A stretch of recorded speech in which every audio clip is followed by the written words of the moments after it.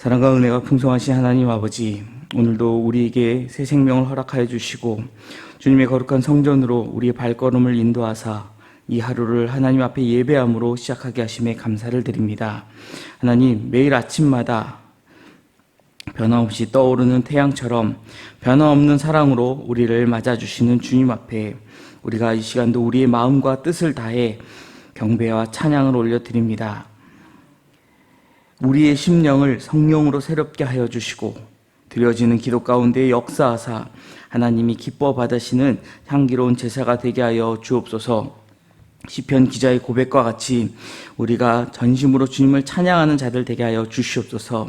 내가 기쁠 때나 슬플 때나 어려운 일을 당했을 때나 언제든지 나를 붙드시고 인도하시는 하나님 앞에 우리가 영광 올려드리는 하나님을 찬양하는 자들 되게 하여 주시옵소서. 하나님, 이 시간 세계 열방을 위하여 기도하기 원합니다. 여전히 들려오는 수많은 전쟁의 소식들이 있습니다. 또한 재난과 기근의 소식들을 듣습니다. 하나님, 이 전쟁들이 멈추게 하여 주시고 또 이 일로 인하여 재난들로 인하여 어려운 일 당한 이들에게 하나님의 위로와 평강이 임하게 하여 주시옵소서. 하나님, 특별히 지진으로 어려움을 겪고 있는 베네수엘라 국민들에게 하나님의 크신 위로와 평강이 임하길 기도합니다. 3,500명이 넘는 많은 사망자로 인하여 슬퍼할 많은 국민들이 있습니다. 하나님, 가족을 잃은 그 슬픔을 그 누가 위로할 수 있겠습니까? 그러나 하나님이 주시는 위로로 새 힘을 얻게 하여 주시옵소서. 여전히 이어지고 있는 피해 복구 작업에도 하나님의 역사하심으로 저들이 다시 일어날 새 희망을 갖게 하여 주시옵소서. 하나님, 주님께서 세우신 영화교회를 위하여 기도합니다.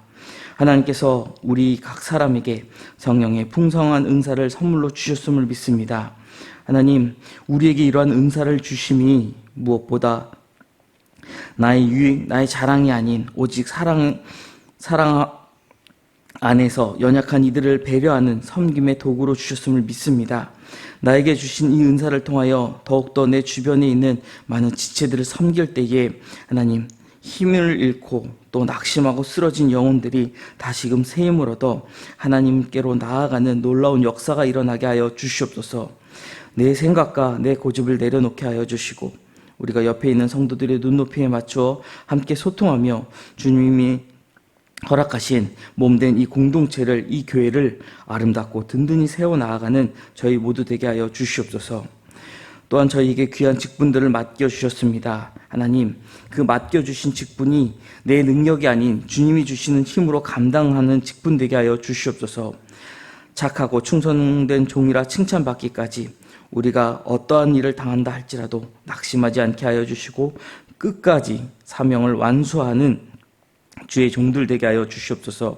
세우신 윤광서 담임 목사님, 늘 말씀의 영광과 영육간의 강건함을 더하여 주시옵소서. 날마다 양떼를 위하여 기도하실 때에 하늘의 위로를 더하시고 선포하시는 말씀마다 성령의 강력한 불화살이 되어 성도들의 심령을 깨우고 치유하는 능력이 나타나게 하여 주시옵소서. 함께 동역하는 부교역자들에게도 주의 은혜로 채우사 맡은 부서를 감당함에 부족함이 없게 하여 주시고 각 부서마다 부흥의 역사가 일어나게 하시며 또 목사님과 함께 아름다운 영적 동역을 통하여 교회를 건강하게 이끌어가는 신실한 주의 종들 되게 하여 주시옵소서. 하나님, 이 시간 우리 성도들을 위하여 기도합니다. 육신의 질병과 마음의 상처로 인해 고통당하고 있는 이들이 있습니다. 하나님께서 치료의 강산을 발하여 주시옵소서. 치료 중에 있는 성도들, 또 수술을 앞두고 수술을 마치고 회복 중에 있는 이들, 인간의 힘으로 고칠 수 없는 모든 질병까지도 하나님께서 만병의 대의사가 되사 저들의 병을 고치시고 또 회복시켜 주시옵소서. 하나님, 그리하여 우리가 다시금 하나님 앞에 나와 함께 예배할 수 있는 은혜를 얻게 하여 주시옵소서. 믿음을 잃지 않게 하여 주시고 내 몸이 연약할 때에 더욱더 나와 함께 하시고 가까이 하시는 하나님과 깊은 교제를 나누게 하여 주시옵소서. 하나님, 우리의 자녀들을 위하여 기도합니다. 이 약하고 음란한 세대 가운데에 우리의 자녀들이 무엇보다 믿음을 잃지 않게 하여 주시옵소서. 하나님께서 우리 자녀들을 붙들어 주셔서 다니엘과 같이 뜻을 정할 수 있게 하여 주시고 이 세상의 유혹을 이기는 힘을 얻게 하여 주시옵소서. 하나님, 저들에게 하나님께서 주시는 비전이 있기를 간구합니다. 요셉과 같이 꿈을 품고 하나님 나라를 위해 준비된 복된 자녀들로 자라게 하여 주시옵소서. 학업 가운데 있는 이들이 있습니다. 진로를 선택해야 하고 또 결혼과 취업의 문제 앞에 있는 우리의 자녀들이 있습니다. 하나님께서 선한 목자 되심을 믿고 저들을 인도하시고 그 문을 여사 어디로 가든지 하나님의 영광을 나타내는 하나님의 자녀, 빛과 소금의 자녀들로 자라게 하여 주시옵소서. 교육부서에서 준비하고 있는 여름 사역 가운데 함께하여 주사 준비하는 손길에 성령의 능력을 더하여 주시고 지혜를 더하사 우리 자녀들이 은혜 받고 하나님을 만날 수 있는 귀한 시간 될 수 있도록 인도하여 주시옵소서. 좋은 날씨와 환경을 허락하여 주시며 무엇보다 우리 자녀들이 모두 참여하여 그 은혜를 함께 누리는 시간 되게 하여 주시옵소서. 해외 유학, 출장, 출타 중인 성도들이 있습니다. 군에서 군복무 중인 우리의 자녀들이 있습니다. 더운 날씨 가운데에 우리 자녀들 주님께서 붙들어 주시고 늘 영육 안에 강건하게 하여 주시옵소서. 하나님, 이 시간도 우리가 하나님의 말씀 앞에 섭니다. 주님의 말씀을 들을 때에 깨달을 수 있는 지혜를 주시고 우리에게 들려주시는 이 말씀을 통하여 오늘 하루를 살아갈 새 힘을 얻게 하는 시간 되게 하여 주시옵소서. 이 시간도 우리와 함께 하심을 믿으며 우리를 구원하신 우리 주 예수 그리스도의 이름으로 기도드립니다. 아멘. 우리 시편 111편 말씀 함께 봉독하도록 하겠습니다. 시편 111편 1절로 10절까지의 말씀을 우리 한 목소리로 봉독하도록 하겠습니다. 할렐루야. 내가 정직한 자들의 모임과 회중 가운데에서 전심으로 여호와께 감사하리로다. 여호와께서 행하시는 일들이 크시오니 이를 즐거워하는 자들이 다 기리는도다. 그의 행하시는 일이 존귀하고 엄위하며 그의 의가 영원히 서 있도다. 그의 기적을 사람이 기억하게 하셨으니 여호와는 은혜로우시고 자비로우시도다. 여호와께서 자기를 경외하는 자들에게 양식을 주시며 그의 언약을 영원히 기억하시리로다.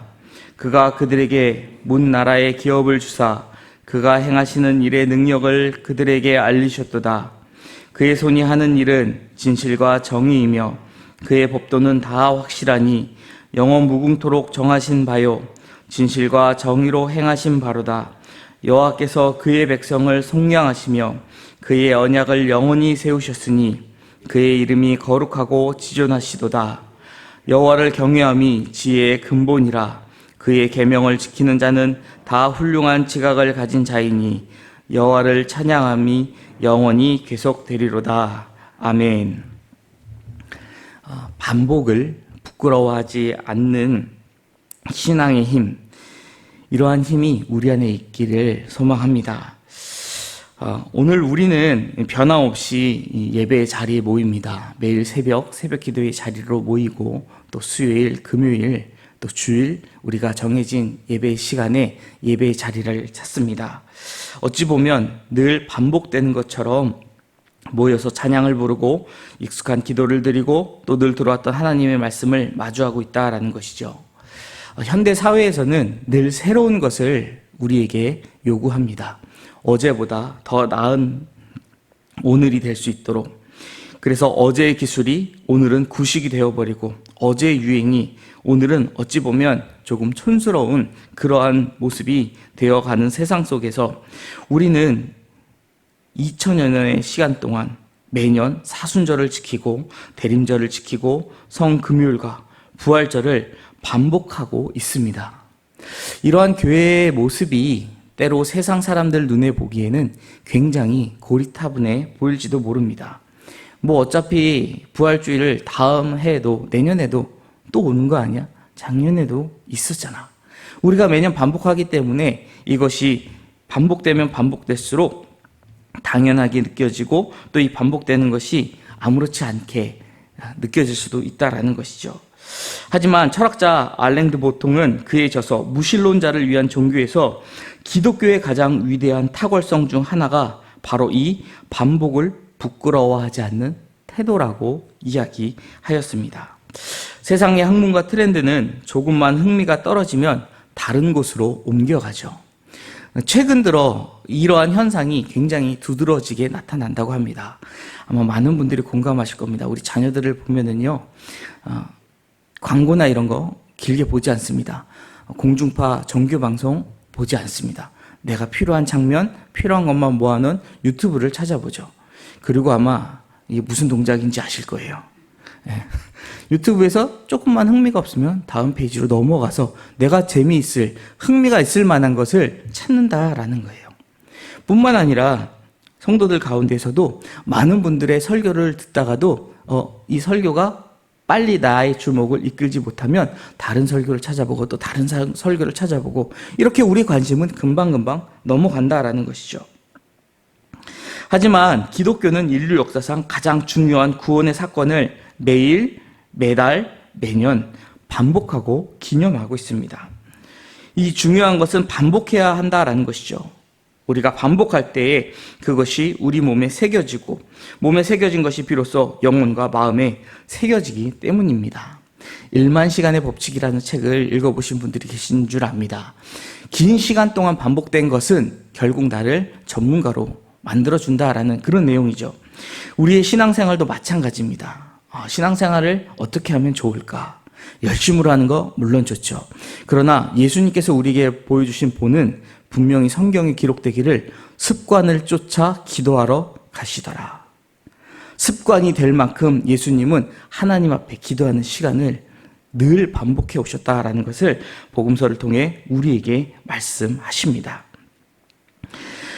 이제 이 일을 공동체가 함께 할 때 그것은 세상을 이기는 거룩한 영적 문화가 될 것을 오늘 본문을 통해 우리에게 보여주고 있는 것입니다. 반복되는 시간, 이것이 이 신앙생활의 반복이 얼마나 중요한지를 우리에게 말씀한다라는 것이죠. 오늘 본문 시편 111편은 바로 이 거룩한 반복의 기억이 어떻게 우리 삶에 위대한 지혜를 가져다 주는지를 노래하고 있는 지혜의 시로 나타나 있습니다. 히브리어 알파벳 22자를 순서대로 각 행의 첫 글자로 삼아서 기록한 구조를 가지고 있는데 우리가 답관체 시다라고도 이야기를 하는데 이러한 구조는요 우리의 삶의 시작과 끝, 즉 알파와 오메가 되시는 분이 바로 여호와 하나님 한 분이라는 이 문학적 구조로 완벽하게 지금 웅변하는 그러한 구조의 시들입니다. 성경의 많은 시들이 이런 구조를 또 보여주고 있죠.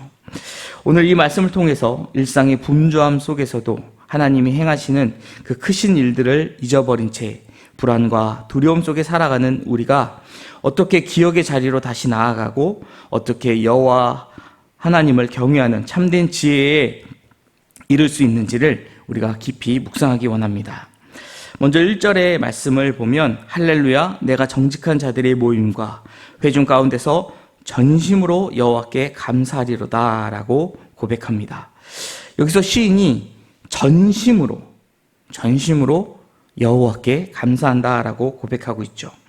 히브리어로 마음을 뜻하는 이 레바브라는 단어는요 단순히 인간의 감정적인 상태만을 의미하지 않습니다. 고대 이스라엘 사람들에게 이 레바브는요 인간의 지성과 감성과 의지 그리고 모든 판단력과 결단력을 포함하는 인간 존재의 가장 깊은 중심 기관으로 생각되어져 왔다라는 것이죠. 그래서 전심으로 감사한다라고 하는 것은요 내 삶에 파편화된 이 일부를 드리는 것이 아니라 전인격적인 존재로서 하나님을 전적으로 신뢰하며 예배하겠다는 존재론적 결단을 의미합니다. 우리가 이 반복된다라고 말씀드렸는데 반복되는 그 예배 가운데 모든 예배를 과연 이렇게 전인격적인 그러한 존재로서 하나님 앞에 서는지 우리는 우리 스스로를 돌아볼 필요가 있을 것입니다. 전심으로 감사한다는 것, 내 삶의 일부가 아니라 전인격적으로 하나님 앞에 감사한다. 이러한 감사가 우리 안에 넘쳐나기를 소망합니다. 원어적 문맥으로 보면은요, 이 시인이 전인격적인 감사가 일어나는 장소를 두 가지 단어로 묘사하고 있습니다. 그것은 모임과 회중입니다. 이 두 단어를요, 원어적으로 깊이 들여다보면 모임으로 번역된 히브리어 소드라는 이 단어는요, 왕의 측근들이나 비밀 고위 관료들만 모여서 국가의 중대사를 논의하는 어전 회의 정도로 우리가 이해할 수 있을 것입니다. 그리고 반면에 회중으로 번역된 에다라고 하는 이 단어는 이스라엘 온 백성이 벌판이나 광장에 모인 대규모 군중 집회, 즉 이스라엘의 총회를 의미하고 있습니다.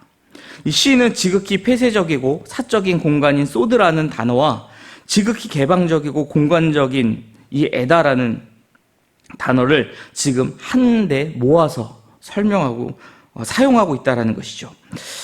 과연 시인이 이 두 단어를 함께 사용하면서 우리에게 전하고 있는 영적인 교훈은 무엇일까요? 하나님을 향한 참된 신앙과 예배는요, 골방에서 하나님과 나누는 지극히 사적이고 은밀한 교제의 자리에서 시작된다라는 겁니다. 하나님 앞에 우리가 조용히 나아가 무릎 꿇고 또 엎드려서 기도하는 그 기도에서 이 예배가 시작된다라는 것이죠.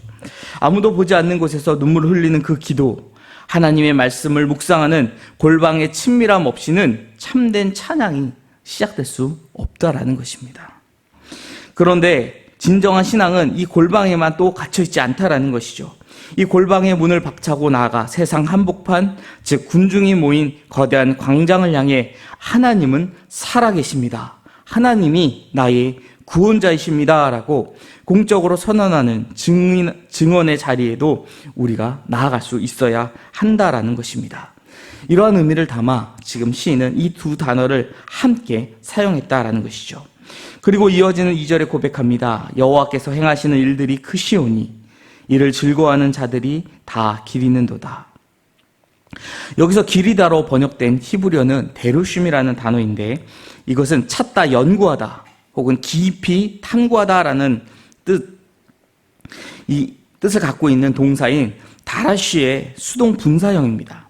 하나님을 찬양하는, 하나님을 기리는 이 내용은 하나님의 행하시는 일들은 너무나 크고 깊어서 그분의 일하심을 진정으로 기뻐하고 즐거워하는 자들은 그것이 일회성으로 보고 지나치는 것이 아니라 나의 삶 속에서 지속적으로 연구하고 묵상하고 찾아 헤맨다라는 그러한 뜻을 갖고 있다라는 것이죠.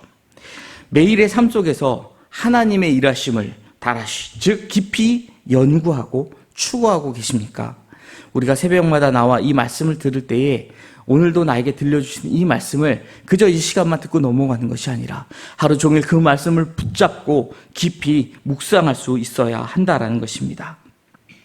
현실의 복잡한 문제와 관계와 또 수많은 갈등 속에서 세상의 방법을 먼저 검색해 보는 것보다 하나님의 말씀 속에서 그분께서 내 과거의 삶에 어떻게 역사하셨는지를 돌아보고 깊이 연구하는 우리 모두가 되기를 소원합니다. 계속해서 시인은 4절에 하나님이 그의 기적을 기억하게 하셨다라고 고백합니다. 또 5절에서는 하나님도 그의 언약을 영원히 기억하신다라고 말하고 있습니다. 신실한 남편이 혼인 서약을 기억하고 그 약속대로 살아가는 것처럼 하나님은 아브라함과 이삭과 야곱 또 모세와 다윗에게 세우신 그 언약을 영원히 기억하시는 분이셨습니다. 하나님은 당신의 구원과 성품을 자기 백성에게 확고히 보이시기 위해서 그들에게 율법을 허락해 주셨습니다. 하나님이 제도화하신 그 율법 안에는 신실하고 정의로우신 하나님의 속성이 담겨져 있었습니다. 그래서 9절의 속량은 하나님이 죄인을 위해 베푸신 구원을 의미하는 것이죠. 하나님의 구원은 이례적으로 끝나지 않고 영원히 계속된다라는 것입니다. 하나님을 경외하는 사람은 이처럼 신실하게 일하시는 하나님을 잊지 않는다라는 것입니다. 거룩하고 지존하신 하나님을 우리는 늘 기억하며 찬양해야 할 것입니다. 마지막으로 10절을 보면 여호와를 경외함이 참된 지혜의 근본임을 우리에게 가르치고 있습니다. 여호와를 경외함이 지혜의 근본임. 여기서 근본이라고 번역된 이 단어는요, 레시트라는 단어인데 10절의 가장 핵심이 되는 단어라고 할 수 있습니다. 여기서 말하는 지혜, 많은 지식과 정보를 쌓은 상태가 아니라는 것이죠. 우리는 지혜가 많다라고 하는 것은 많은 지식을, 많은 정보를 가지고 있는 것으로 쉽게들 이해를 합니다. 하지만 가장 핵심이 되는 것을 바르게 분별하고 살아가는 능력이 바로 지혜라는 것이 이 성경이 우리에게 가르치고 있다라는 것이죠. 그 지혜가 바로 여호와를 경외하는 자리에서 시작된다라는 것입니다. 우리가 앞에서 살펴본 것처럼 하나님의 행하신 일을 깊이 연구하고 그분의 언약적 신실함을 기억하는 자가 하나님을 경외하는 삶으로 나아가게 된다라는 것입니다. 2000년 전, 4000년 전, 그 이전에 하나님은 이렇게 하셨는데 과연 지금도 그렇게 하실까? 과연 나에게도 그렇게 하실까? 이스라엘 백성이 출애굽할 때는 홍해도 가르셨는데 그런 기적과 역사를 지금 나의 삶 가운데서도 여전히 이루실까? 이러한 의심이 아니라 그때 하나님과 지금 나를 인도하신 하나님이 동일한 분이시라는 그 기쁜 묵상 가운데에 우리는 하나님을 신뢰할 수 있는 믿음을 얻게 된다라는 것이죠. 하나님께서는 우리에게 수많은 믿음의 선조들이 거쳐갔었던 그 발걸음, 그 기억들을 남겨주셨습니다.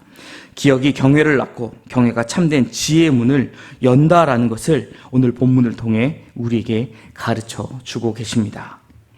사랑하는 성도 여러분, 우리는 살아가면서 지혜가 필요한 순간을 매일 또 순간순간 마주하고 있습니다. 자녀를 어떻게 양육해야 할지, 또 이 사업을 어떤 방향으로 어떻게 이끌어야 할지, 또 사람들 사이의 관계의 갈등 어떻게 풀어가야 할지 참으로 막막할 때가 많이 있죠. 그런데 시편 111편은 그 지혜의 출발점이 어디인지를 먼저 묻고 있다라는 것입니다. 더 많은 정보를 얻기 전에, 더 좋은 방법을 찾기 전에 하나님이 행하시는 그 일을 기억하고 그분을 경외하는 자리로 먼저 돌아가라고, 하나님께로 먼저 나아가라고 우리에게 말씀하고 있는 것입니다. 우리를 구속하신 하나님의 은혜를 우리가 기억할 때에 그 기억이 하나님을 경외하는 삶으로 우리를 이끌어 갈 것입니다. 그 가운데에 하나님 주시는 지혜로 이러한 문제들을 해결할 열쇠를 깨닫게 될 것입니다. 참된 지혜로 날마다 승리하는 우리 모두가 되기를 주님의 이름으로 축원드립니다. 기도하겠습니다. 지극히 거룩하고 지존하신 여호와 하나님 아버지, 일상의 분주함과 현실의 무게에 눌려 주님이 내 삶에 행하셨던 크고 위대한 구원의 역사들을 우리는 어느덧 잊어버리고 불안해하며 살아왔던 우리의 연약함을 주님 앞에 회개합니다. 세상의 풍조에 흔들리지 않는 말씀의 기둥 되신 주님만을 온전히 의지하며 나아가게 하여 주시옵소서. 날마다 우리를 위해 행하신 십자가의 속량과 공급의 은혜를 기억함으로 우리의 삶에 여호와를 경외하는 지혜의 최고봉에 임하는 저희가 되게 하여 주시옵소서. 주님이 주시는 실천적 통찰력과 지각을 가지고 막막한 인생의 문제들을 믿음으로 이겨내는, 그래서 날마다 승리하는 신실한 언약의 백성으로 오늘 하루도 살아가게 하여 주시옵소서. 감사드리며 우리 주 예수 그리스도의 이름으로 기도드립니다. 아멘. 하늘에 계신 우리 아버지, 아버지의 이름을 거룩하게 하시며 아버지의 나라가 오게 하시며 아버지의 뜻이 하늘에서와 같이 땅에서도 이루어지게 하소서. 오늘 우리에게 일용할 양식을 주시고 우리가 우리에게 잘못한 사람을 용서하여 준 것 같이 우리 죄를 용서하여 주시고 우리를 시험에 빠지지 않게 하시고 악에서 구하소서. 나라와 권능과 영광이 영원히 아버지의 것입니다. 아멘.